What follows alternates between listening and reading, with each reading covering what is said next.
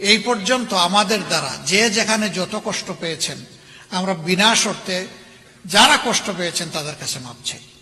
এই কিছুদিন আগে মাত্র এটিএম আজহারুল ইসলাম সাহেব যখন ফ্রি হলেন জেল থেকে, তখন আমি বলেছি শুধু 71 না, 47 সাল থেকে শুরু করে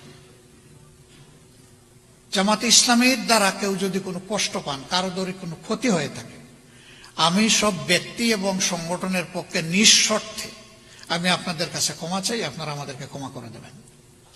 আজকের দিন পর্যন্ত আমরা ভুল করি না, এই কথা বলবো কিভাবে? আমরা মানুষ, আমাদের সংগঠন একটা মানুষের সংগঠন। আমাদের 100টার মধ্যে 99টা ডিসিশন সঠিক, একটা তো বেঠিক হইতে পারে। সেই বেঠিক একটা ডিসিশনের জন্য আমার জাতির তো কোনো ক্ষতি হতে পারে। তাহলে সেই ক্ষেত্রে আমার কোনো ডিসিশনে জাতির ক্ষতি হলে আমার মাপ চাইতে অসুবিধাটা কোথায়? এখন মাপ চাওয়ার পরে বলে যে এই ল্যাঙ্গুয়েজ চাইলে হবে না, ওই ল্যাঙ্গুয়েজে চাইতে হবে। আরে বাবা, এই আরেকজন লাগবে। বিনা শর্তে মাপ চাইলাম, কোনো শর্তও দিলাম না, তারপর আর বাকি থাকলো কোনটা, এটা তো বুঝি না। আজকে আবার একদম প্রকাশ্যে বলে গেলাম যে 47 থেকে শুরু করে 2025 সালের আজকে কত 22শে অক্টোবরের এখন কয়টা বাজে?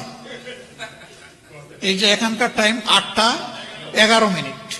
এই পর্যন্ত আমাদের দ্বারা যে যেখানে যত কষ্ট পেয়েছেন, আমরা বিনা শর্তে যারা কষ্ট পেয়েছেন তাদের কাছে মাপ চাই।